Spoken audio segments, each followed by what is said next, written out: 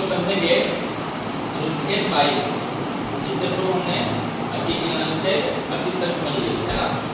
ये अंतिम है जो स्वतंत्रता का अधिकार के अंतर्गत जो अनुच्छेद 20 से 22 तक है ना, स्वतंत्रता का अधिकार। आज समझेंगे हम लोग अनुच्छेद 22। तो अनुच्छेद 22 में कहा गया है बंदीकरण और निरोध, निरोध मींस रोक प्रतिबंध से संरक्षण है ना। अनुच्छेद 22 में क्या कहा गया है? बंदीकरण और निरोध, निरोध प्रतिबंध से संरक्षण प्रदान करता है वो अनुच्छेद 22।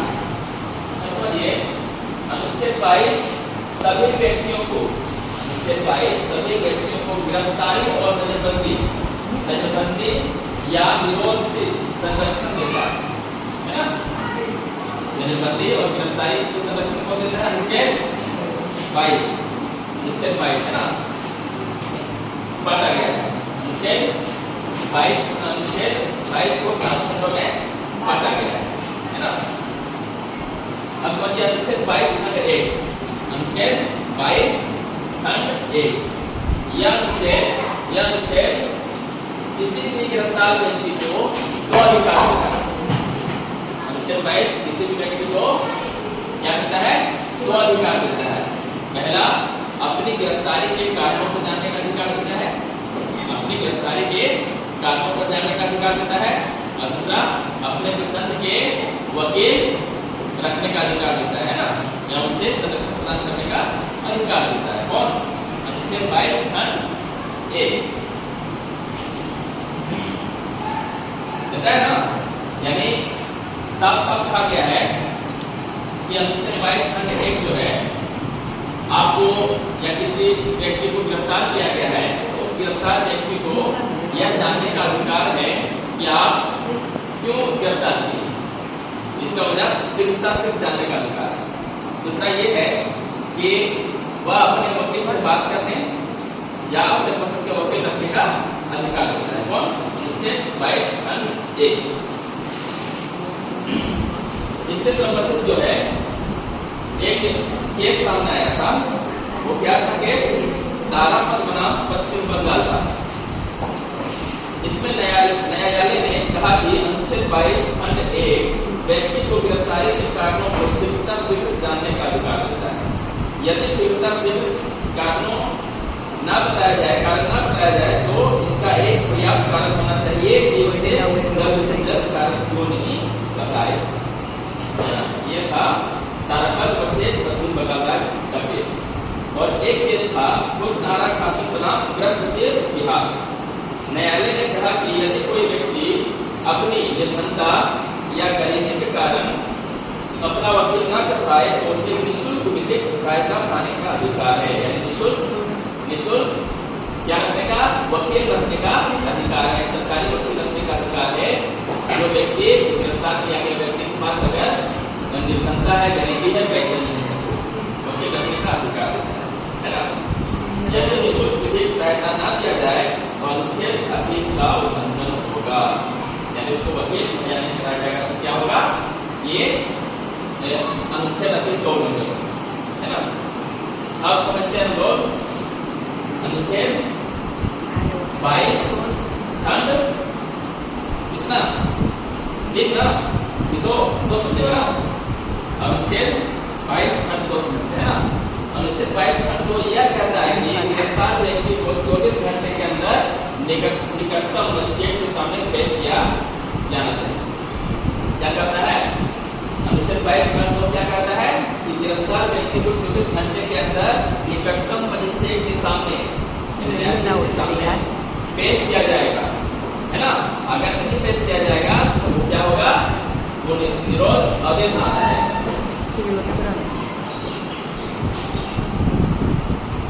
माना जाएगा।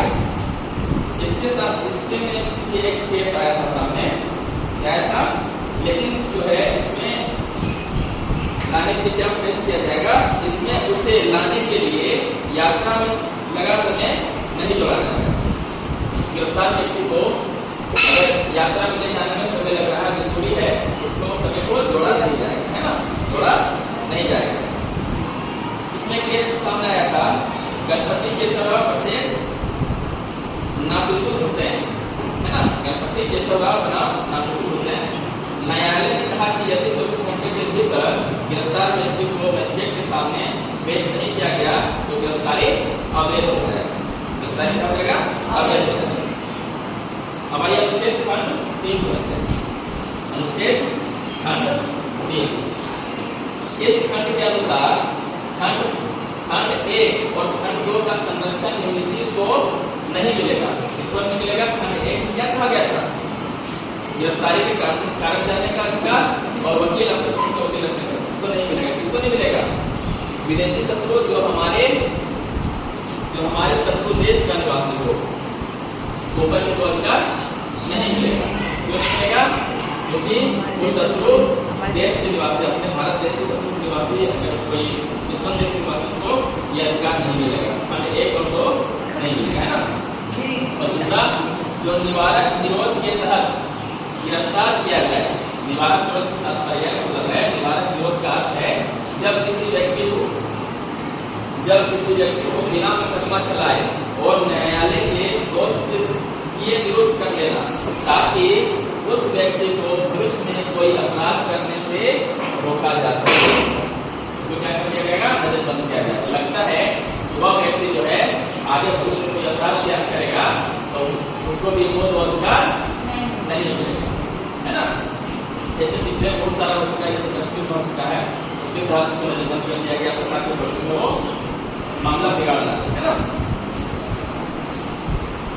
अब आइए देखते हैं अनुच्छेद 22 खंड 4। अनुच्छेद 22 खंड 4, इस खंड के अनुसार निवारक निरोध अधिनियम के तहत केवल 3 मास के लिए ही किसी व्यक्ति को निरुद्ध किया जा सकता है। कितने मास के लिए? 3 मास। अनुच्छेद खंड 22 खंड 4 के अधिकार 3 महीने के लिए निरुद्ध किया जाएगा। अगर 3 महीने से ज्यादा का निरोध करना हो तो सलाहकार कोर्ट की अनुमति से ही किया जा सकता है। सलाहकार कोर्ट की अनुमति। सलाहकार कोर्ट कैसे बनेगा? तो सलाहकार कोर्ट में एक अध्यक्ष होगा। अध्यक्ष कौन होगा? तो भारत के उच्च न्यायालय के न्यायाधीश होंगे या गैर न्यायाधीश होंगे या उनके ज्ञाता या जो उसका योग्य रखता हो, और 2 सदस्य उनके अनुमति लेकर के समय सीमा बढ़ाया जा सकता है। ठीक है। अब आइए अनुच्छेद 22 खंड 5 समझेंगे ना। अनुच्छेद 22 खंड 5 समझेंगे। निवारक निरोध के तहत गिरफ्तार व्यक्ति को जल्द से जल्द गिरफ्तारी के कारणों को जानने का अधिकार देता है। कौन देता है? ये अनुच्छेद 22 खंड 5 और ऊपर में जो दिया था। लेकिन इसके साथ साथ, है ना, इसके साथ साथ गिरफ्तारी के आधार बिल्कुल स्पष्ट और ऐसी भाषा में हो जिसे गिरफ्तार व्यक्ति समझ सके। कहने का मतलब है कि वो जो है गिरफ्तार किस व्यक्ति को किया जा रहा है उसका कारण जानने का अधिकार देता है अनुच्छेद 22 खंड 5, और उसके साथ साथ वो ऐसी भाषा में गिरफ्तारी का वजह बताए जो गिरफ्तार व्यक्ति समझ सके। मान लो गिरफ्तार व्यक्ति जो है उनको हिंदी आती है, उनको जो है अंग्रेजी भाषा सिखाई जाए, तो समझेंगे तो उस तरह से गिरफ्तार अवैध माना जाए, है ना।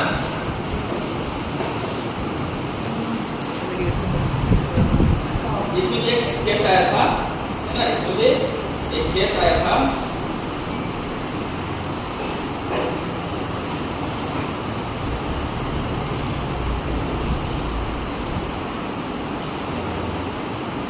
निर्मल प्रतापमल वर्सेस हरसन, है ना। इनके पीछे केस था निर्मल प्रतापमल बनाम हरसन।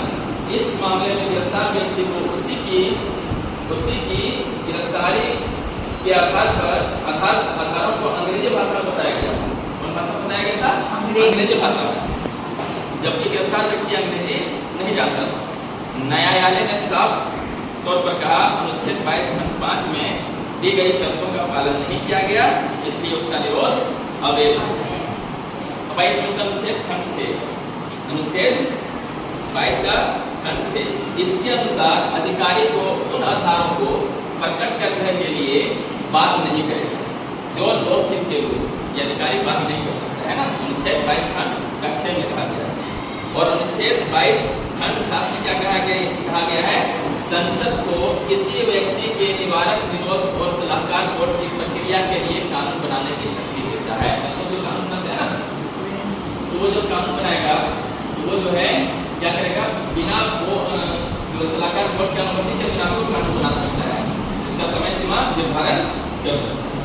ठीक है, ये तो पूरा अनुच्छेद 22 था, ये पूरा समझ आ गया है ना, क्लियर है।